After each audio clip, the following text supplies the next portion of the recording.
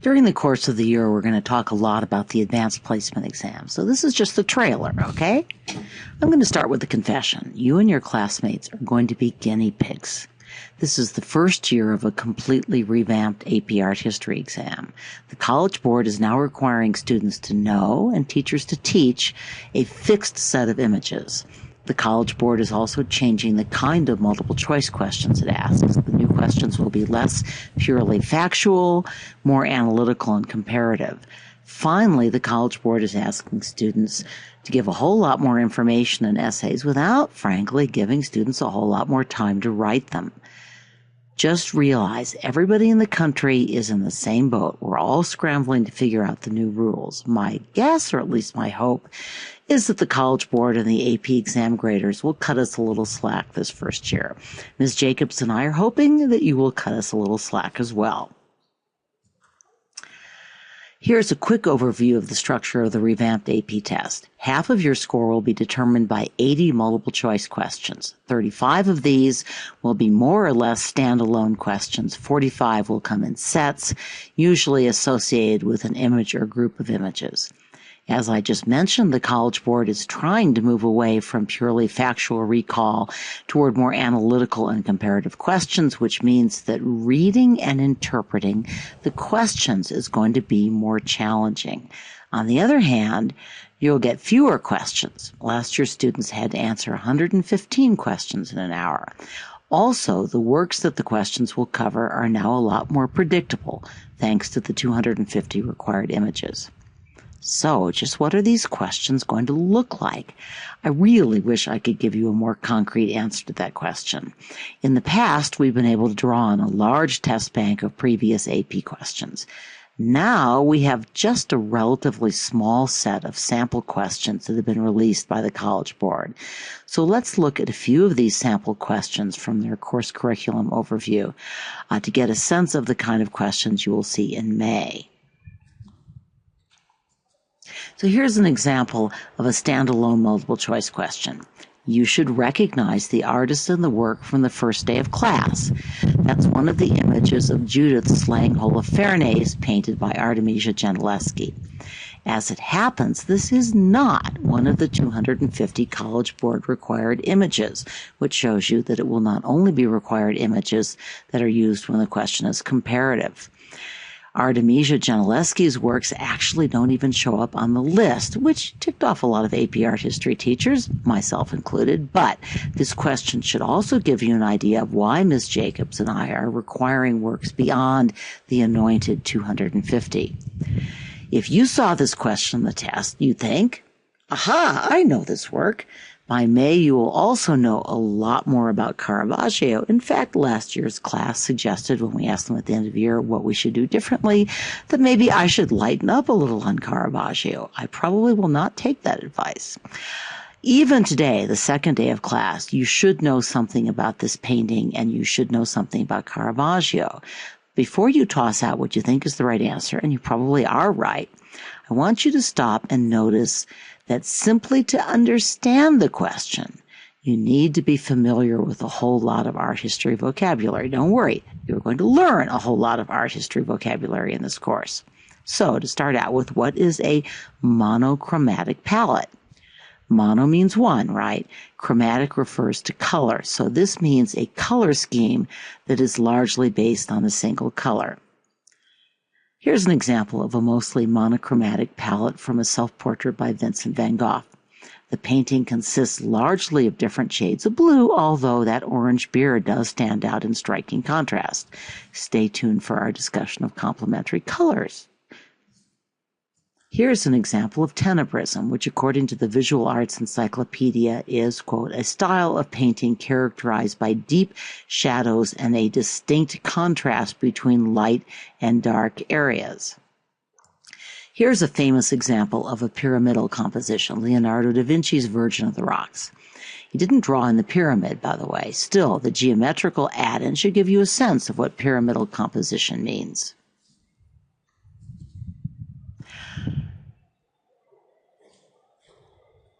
Grisaille is a form of painting executed entirely, a term for painting executed entirely in monochrome or near monochrome, and usually in shades of gray.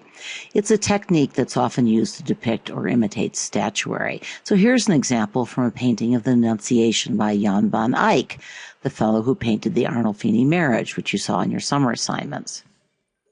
And here's an entire Annunciation panel also by Van Eyck, and you can see the contrast between grisaille and multi-chromatic oil painting. So what do you think the right answer is? It's B. Look at that very dark background contrasted with the spotlight on all that blood and gore. This is what Caravaggio is especially famous for. But here's why I don't think this question is entirely fair. This is a tenebrous painting, in fact, by Caravaggio. It's his famous painting of St. Paul's conversion on the road to Damascus. You can surely identify the tenebrism, at least I hope so. But isn't there also a kind of pyramid with Paul's outstretched hands forming a base? In fact, and this is the reason why I think it's a little bit confusing, pyramidal composition is typical of Baroque painters and sculptors, and Artemisia Gentileschi is one of those. I would also say that this painting is at least somewhat pyramidal. Anyway, the lesson here is probably that you shouldn't overthink a question. Tenebrism is the better answer since it's much more closely associated with Caravaggio and because this painting is unquestionably an example of tenebrism. Trust me, by May, this would be an easy question for you. Here's a College Board sample series of questions. I hope you all recognize this work from your summer assignment. But do you remember the rather weird title of this work? It's Shibboleth. Now, I was struck when I reread the Khan Academy essay this week that it states how important the title is to understanding the work, but doesn't go on to tell the story behind the title. According to Merriam-Webster Dictionary, the term shibboleth now usually means, quote, a word or way of speaking or behaving which shows that a person belongs to a particular group. That's actually the secondary meaning. The primary meaning listed by the dictionary is, quote, an old idea, opinion, or saying that is commonly believed and repeated, but may be seen as old-fashioned or untrue. My guess is that the artist intended to convey both messages, the way words or pronunciations separate people and that prejudices arising from this separation are old-fashioned and misleading and untrue. But the origin of the term comes from another Bible story, this time from Judges chapter 12, verses 5 and 6. The Gileadites captured the fords of the Jordan leading to Ephraim, and when a survivor of Ephraim said, "Let me cross over," the men of Gilead asked him, "Are you an Ephraimite?" If he replied no, they said, "All right, say Shibboleth." If he said Sibboleth, because he could not pronounce the word correctly, the Gilead seized him and killed him. 42,000 Ephraimites were killed at that time. This nasty form of ethnic cleansing worked because the Ephraimite dialect did not contain the sh sound. And by the way, there are other examples throughout history. American soldiers during World War II, for example, would ask captured prisoners who claimed to be Americans to say Lollapalooza, of all things. Any rate, Shibboleth is, as the story should make pretty clear, an ethnic classification. It's a way of telling people apart. The Bible story isn't really a prophecy, it's a narrative, although again, I think that's a little tricky. Shibboleth was not a racist epithet like the word nigger. Actually, the word simply means stream in Hebrew. Still, I think this is a pretty tough question with some misleadingly close possible answers. And by the way, that's quite deliberate. Often when you see a multiple choice question, two answers will be quite clearly wrong, but one will be alarmingly close. And that's where you start to really need to know what you're doing. Okay, this question's easier. Once you cut through all the words in the preface, challenging institutional authority, etc., and as I'm about to say, I think they're a little misleading. Really, what the College Board is asking you is, where is this work found? Where is it located? It was installed in the Tate Modern, which is an art museum in London. So, this work of art is a crack cut into the floor of a museum. Why do I think that this question, too, is just a little sneaky? Well, when you think of challenges to institutional authority, you, or at least I, am more likely to think of challenging government agencies. Sure, it's a little weird for a museum to let an artist cut a crack through its floor, but museums do weird things all the time. So in some ways, this third question is the easiest question of all, if you remember what you learned about the work. The Khan Academy essay that you were assigned clearly quoted the artist as saying that she was commenting on the difficult position facing immigrants, especially immigrants in Europe, and she herself is from Colombia in South America. The crack is the gap between insiders and outsiders, those who clearly belong and those who are feared as outsiders. That's the meaning, or the presumed meaning, of the work. Could you figure this out just by looking at the image? I don't think so. Shibboleth could easily, again, if you don't know the word, be a word that captures how climate change causes earthquakes, or how loss of innocence separates childhood from adulthood, or how our skin cracks and wrinkles as we age. What this question set should persuade you is that you must learn the assigned images. And sorry for our class, that includes the extra images that Ms. Jacobs and I have added to the list. They may not be on the AP test, although you see from the Gentileschi example that they might show up, but they will be on your unit tests. For what it's worth, our separate list includes a lot of very famous works that our fellow art history teachers have been complaining about being left off the College Board list. Many of these are works that an educated student of art, in our view at least, truly must know. So live with it and with us, okay?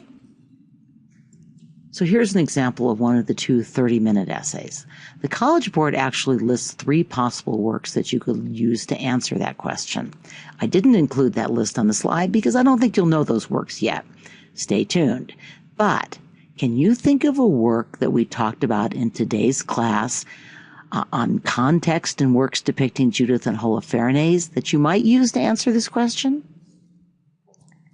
Well, how about Donatello's statue of Judith and Holofernes?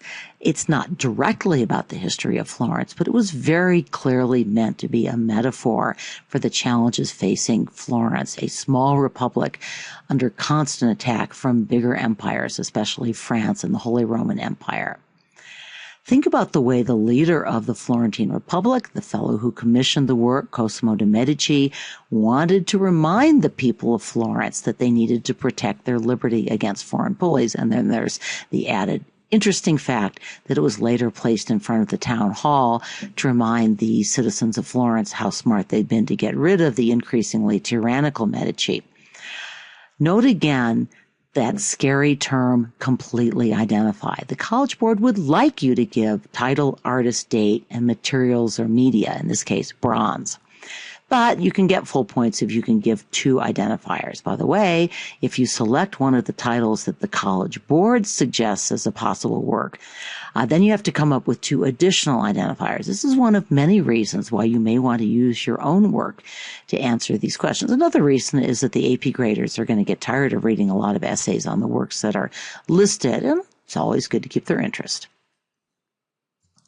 So here is a short essay and an example of an attribution question. One of the objectives in this course is that you are able to recognize an unknown work as the work of an artist that you do know. You're able to attribute it. The College Board did not actually use this particular painting in the question. You probably wouldn't recognize the work they chose yet. So I substituted a painting that I thought you might be able to attribute to a specific artist, at least if you did your summer assignments. So, who would you guess painted this work, and why? Why would you make that guess? Well, you should recognize the similarity to Starry Night, especially the cypress trees. I'm not going to take time to review a full answer to this question. You might think about it yourself, but you probably have an idea of at least some points you'd want to make. Notice the swirling line, again, the cypress trees, the sky, but I said I wasn't going to try to answer it. Any rate, that's more than enough for now. I promise we won't send you into the exam room in May unprepared for what you're going to see when you open the test booklet. Whether you are prepared to answer the questions you see, in the end, is going to depend at least as much on your thought and effort as it does on our teaching skill. But don't panic. By May, you will be amazed at the places you've been, the art you've seen, and by how much you now actually know. We've taught this class in the past, and students always say this as they go into the exam. When they finish their review, I couldn't believe how much art I knew. Then, of course, they encounter questions they can't answer. You will. Life is like that. You can still do very well. So, hang in there. Do your assignments. Pay attention and contribute in class. Use your eyes, use your brain cells, and please, learn to appreciate the extraordinary artistic heritage that each of us has as a member of the human race. In the end, Ms. Jacobs and I care a whole lot more about starting you off on a lifelong love affair with art than we do about the score you get on the AP test. By the end of the year, we think you'll feel the same way.